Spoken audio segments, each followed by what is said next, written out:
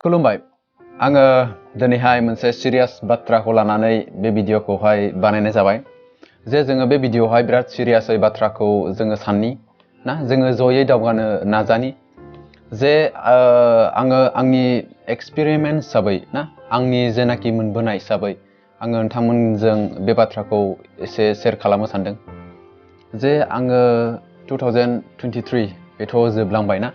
2023 आथ' जोबलांबाय नोंथांमोननि थाखाय बे जेनाखि बोसोरा थांनाय बोसोरा माबायदि बारलांखो बेखौ आङो जेबो मिथिया बाट आंनि थाखाय स्पेशली 2023 बियो बिराद माने आंनि थाखाय माने आनसाक्सेसफुल बिराद आङो माने बहाय प्रब्लेमफोरजोंहाय जुजिबोनांदों बाट आङो दिनैहाय नोंथांमोनजों बेखौसो सावरायनो नागिरदों बेखौसो जोङो मेडिटेट खालामनो नागिरदों जे 2024 बेथ' 24 हाबबाय 24आव जोङो जे साननि जे जों जयै दावगानो नाजानि कि जोङो दिनैहाय प्रमिस खालामगोन जे जयैहाय ना माबा मोनसे जोङो थि डिसिसन लानानै जोङो जयै दावगानो नाजानि कि जोंनियाव गोबांथार प्रब्लेम फैयो प्रब्लेमा फैया नङा गासैनावबो प्रब्लेमा फैयो जे आंनि थाखाय ना 2023 बे बोसोरा बिराद गाज्रियै थांबाय होननानै आङो सानो जि हक इसोरा जोंखौ जिखुनु जाया मानोना मोजाङै दैदेनबोबाय मोजां जे जोंखौहाय जे जोंनि जिउखौ ना गोथाङै दोनबोबाय बेनो जथेस्थ' दा जोङो ओरैबायदि साननि जे 2024खौ जोङो बिराद मोजाङै साक्सेसफुल बोसोर हिसाबै जोङो साननानै लानि मारै होनना बुङोबा प्रब्लेमा अनेक रोखोमनि प्रब्लेम थानो हागौ दा हमना लादो माखासे प्रब्लेमा सलुसन गोनां माखासे प्रब्लेमा हयथ'बा सलुसन गैया ना हयथ'बा सलुसन गैया बाट प्रब्लेमखौ जोङो गिनो नाङा ना प्रब्लेमखौ जोङो गियोबा माबोरै जोङो दावगानो जोङो साननांगोन दा मोनसे बाथ्राखौ नोंथांमोना बिराद गोथौयै साननानै नाय जे प्रब्लेम बानायोबा जोङो फिसा प्रब्लेमखौ जों बानायनो नाङा प्रब्लेम बानायोबा जोङो जाहाथे गिदिर प्रब्लेमखौनो बानायो मानो होनना बुङोब्ला फिसा फिनला प्रब्लेमखौ जोङो सल्भ खालामनानै माब्लाबाबो सिरियास मानसि जाया जुदि जोङो मोनसे बिराद गिदिर प्रब्लेमखौ जोङो साक्सेस खालामनो हाबायबा ना जोङो मोनसे बिराद गिदिर प्रब्लेमखौ जोङो जुदि उथ्रिनो हाबायबा बेखौ जोङो सल्भ खालामनो हाबायबा नोंथाङा सिरियास नोंथाङा प्रब्लेमखौ लानानै गाव सिरियास जायो जे माब्रै आं बे प्रब्लेमखौ सलुसन खालामनो माब्रै आङो साक्सेसफुल जानो ना माब्रै आङो एसे बेबायदि गोबांथार साननाय सिन्था धारा फैयो मानसिनाव बेनिखायनो जोङो प्रब्लेमखौ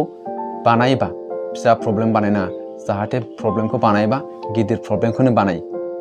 अब्ला जोङो सिरियास जागोन ना फिउचारखौ लाना सिरियास जागोन प्रब्लेमखौ लाना सिरियास जागोन थाङै थुङै नोंथाङा बे प्रब्लेमानो नोंथांखौ साक्सेसफुल सानसे बानायगोन बाट जोङो प्रब्लेमखौ गिनो नाङा जुदि प्रब्लेमा गिदिर होननानै जोङो गिनानै थाबायबा जोङो साक्सेसफुल जाया बेखौहाय बुंनो हाखायो बेनिखायनो आङो मानि थाखाय बेखौ बुंदों नोंथांमोना सानदों जानो हागौ सोरबा प्रब्लेमखौ बानायबा गिदिर बानाय सिरियास सोरबा मिनिनो हागौ बाट बियो सिरियास बियो नंगौ ना बियो रियालिटियाव खामानि होयो माने रियालिटियाव बियो बिराद खामानि होयो नोंथांमोना साननांगोन जि हक दानिया जोङो मेन खोथायाव फैदो जोङो 2024 बेखौ जोङो माबोरैहाय साक्सेसफुल बोसोर होननानैहाय जोङो आवगायनो नोंथांमोना ओरैबायदि जाहाथे नोंथांमोना हायोबा मेगनबो मोसेबनो हागोन आङो बाथ्राफोरखौ नोंथांमोनजों एक्सप्लेन खालामगोन बा नोंथांमोना साननानै नायनानै माबा मोनसे रियालाइज खालाम मेडिटेट खालाम आङो बुंबाय थागोन नोंथांमोना मेडिटेट खालामबाय थानो हागोन जे ओरैबायदि नोंथांमोना मोनसे समखौ हायोबा नोंथां मेगन मोखिबा बिराद मोजां जायो जाहाथे बिराद मोजां मेडिटेट खालामनो हायो जिखुनु हक आङो ओरैबायदि बुंनोसै जे थांनाय बोसोराव ना 2023 बेखौ साननानै बेयाव आङो मा गोरोन्थि खामानि मावबोखो मोननै नोजोरजों नोंथाङा साननानै नाय फारसेया जाहैबाय नेगेटिभ फारसेया जाहैबाय पजिटिभ नोंथांमोना ओरैबो सानना नाय फार्स्ट अफ अल आं नोंथांखौ साननो होगोन जे नेगेटिभ आङो 2023आव मा खामानिफोरखौ जोङो मावफुंबोनो हायासै आङो 2023आव सोरखौ आङो दुखु होबोखो सोरजों आङो मा जालायबोखो आंनि लाइफआव आंनि जिबनाव 2023 आव मा प्रब्लेमफोर आङो फेस खालामबोनांखो जानो हागौ बे प्रब्लेमा फाइनान्शियली जानो हागौ बे प्रब्लेमा रिलेटिव्स जानो हागौ बे प्रब्लेमा फेमिलिनि प्रब्लेम गोबांथार नोंथांनाव प्रब्लेमजों ना नेगेटिविटीजों बुंफबनानै बे बोसोरा बारबोबाय जानो हागौ बाट बेफोर गासै नेगेटिविटी बे जेनाखि प्रब्लेम्सफोरखौ नोंथाङा मोनसे खथायाव दोनदो हमना लादो मोनसे बेग ना मोनसे बाकेटाव नोंथाङा बे प्रब्लेमफोरखौ ज' दोनदो जेनाखि नेगेटिविटी बेखौहाय मोनसे जायगायाव दोनदो दानिया नोंथाङा सानदोलाय पजिटिभ आङो 2023 आव थांनाय बोसोराव मा खामानिखौ आं साक्सेस खालामबोखो सोरनि थाखाय आं मा खामानि मावखो फेमिलिनि थाखाय आं मा खामानि मावखो आङो बिमा बिफानि थाखाय आं मा खामानि मावखो न'खराव माबा मोनसे गोजोननि थाखाय डेभेलपमेन्टनि थाखाय आं मा खामानि मावबोखो नोंथाङा बेखौ सानदो बेफोर नोंथांनि गासै साननायखौ मोनसे बाकेटाव आरो ज' दोनदोलाय पजिटिभ जेनाखि नोंनि खामानिफोरखौ नोंनि साननायफोरखौ नोङो बाकेटाव ज' दोनदो दानिया जोङो मेन 2024 आव फैदो 2024 आव ओरैबायदि सानदो नोंथाङा जे आङो बे बोसोराव साक्सेसफुल जाथारगोन आङो बे बोसोराव साक्सेसफुल जागोन आंनि गासै जेनाखि प्रब्लेम्सफोर 2023 आव जेनाखि सम बारबोबाय 2023 आवबो आं बे प्रब्लेमफोरखौ सल्भ खालामनो हायासै बेखौ 2024 आव लाबोदो 2024 आव लाबोदो दानिया बेवहाय माखासेया जानो हागौ नोंथांनि प्रब्लेमा सलुसन गोनां आङो जाय प्रब्लेमनि सलुसनखौ आङो दायो नोंथांनो शेयार खालामोबा जानो हागौ बे प्रब्लेमा दिनै दानो सलुसन जागोन आरो माखासेया जाहैबाय सलुसन गैयै जाय प्रब्लेमखौ जोङो बुङोबाबो माबा मोनसे आइडियाफोर होयोबाबो नलेजफोर होबाबो बे प्रब्लेमा जाहाथे सलुसना गैखाया बेबायदि प्रब्लेमबो थानो हागौ दा नोंथाङा बेबायदि प्रब्लेमफोरखौ मोजाङै सानदो जाहाथे 2024 आव मोजाङै बेफोरखौ सलुसन खालामनो हागौ माखासे प्रब्लेमा सलुसन गैयै आं बेखौ मानो बुंदों नोंथांमोना एसे सानोबा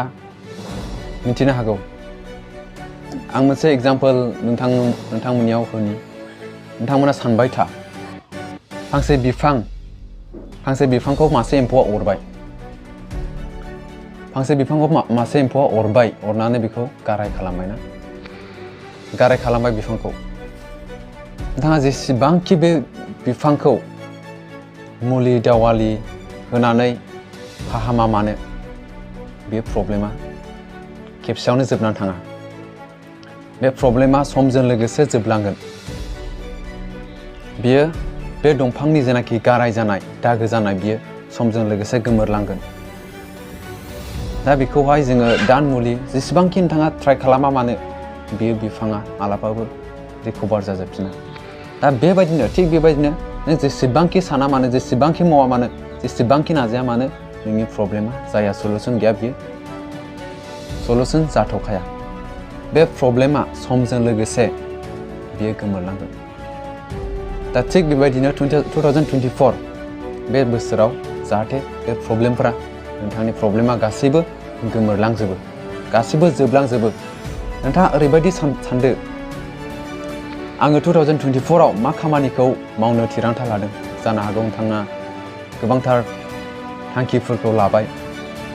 सानबाय 2024 आं बेफोरखौ मावफुंगोन ओरैनो थानो नाङा सान जेसेबां हायो एसेबां सान गिदिर थांखिफोर थांखि लानायाव माबा खहा जायो माबा वेस्ट थाङो फैसा वेस्ट थाङो न थांखि लानाया जोंखौ पजिटिभ सेन्सआव लाबोनो हायो हयथ'बा बे थांखिया साक्सेसफुलानो जा हयथ'बा बे थांखिया आनसाक्सेसफुल जा अब्लाबो जोङो थांखिखौ लानांगौ जे 2024 आव आङो बेबायदि थांखिखौ मावफुंलांगोन नोंथाङा ओरैबायदि डिसाइड खालामदो जे नैबे जानुवारि दानावनो आङो बेबायदि थांखिखौ आंनि जेनाखि बेबायदि एमखौ आङो स्टार्ट खालामनोसै आरो बे 2024 आवनो आङो बेखौ साक्सेसफुल खालामनोसै बेबायदि नोंथाङा सानदो जानो हागौ बियो मोनसे बिजनेसानो जाथों जानो हागौ मोनसे बियो ससियेल मिडियायाव नोङो मोनसे कन्टेन्ट क्रिएटरानो जाथों जानो हागौ नोंथाङा माबा मोनसे एग्जामनि थाखाय प्रिपेरेसन खालामा मानो जानो हागौ नोंथाङा स्टुडेन्टआनो जाया मानो बाट रिजाल्टखौ 2024 आव नोंथाङा मोजाङै लाबोथारगोन नोंथाङा बेबायदि मेडिटेट खालाम नोंथाङा सानदो ओरै जे सानसे आङो 2024 आवनो बे बोसोरावनो आङो फेमिलिनि थाखाय आङो बिमा बिफानि थाखाय आं माबा मोनसे गिदिर मावनानै देखायगोन आंनि बिमा बिफा थांनानै थासान्दियाव आङो माबा मोनसे प्राउड फिल खालामनो हानाय खामानिखौ मावनानै देखायगोन बाट बियो रियेलिटिबो जानो हागौ बा रियेलिटिबो जाया जानो हागौ बाट आं मा बुंदोंमोन थांखि लानाया जेबो गोरोन्थि जाया जेसेबांखि गिदिर थांखिया मानो थांखि जाया मानो नोंथाङा थांखि नोंथाङा ओरैबायदि फिल खालामदो जे 2024 आव नोंथाङा जाय खामानिखौ दिनै स्टार्ट खालामबाय 24 नि नभेम्बर डिसेम्बर लास्ट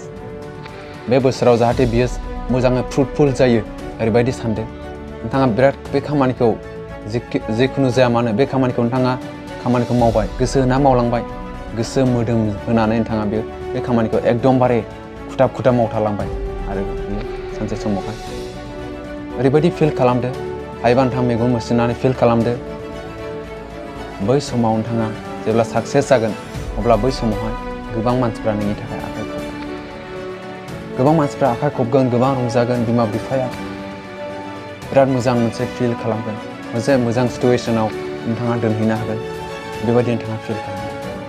अब्ला नोङो माबायदि मोनगोन माबा मोनसे रिलेक्स फिल मोनदों थांखिखौ जोङो ला आरो थांखिनि जेनाखि मावनांगौ बेखौ माव बा टाइमखौ वेस्ट दा खालाम टाइम वेस्ट खालामोबा टाइमखौ वेस्ट खालामनायनिफ्राय देरसिन गोरोन्थि आरो गैबावा मानो होनना बुङोबा बोसोरसे समाव 365 डेजफोर थायो 365 डेजजोंसो मोनसे बोसोर जायो बाट मोनसे दिनानो बेसेबां नोंनि लाइफखौ इफेक्ट खालामो नोंथाङा बेखौ मालाबा सानाखै जानो जुदि दिनैनि दिनखौ नोङो भेलुएबल मोजां खामानियाव बाहायोबा सारा नोंनि बोसोरानो मोजां जागोन ना हमना लादों मोनसे दिनैनि फुङाव नोंथाङा सानबाय जे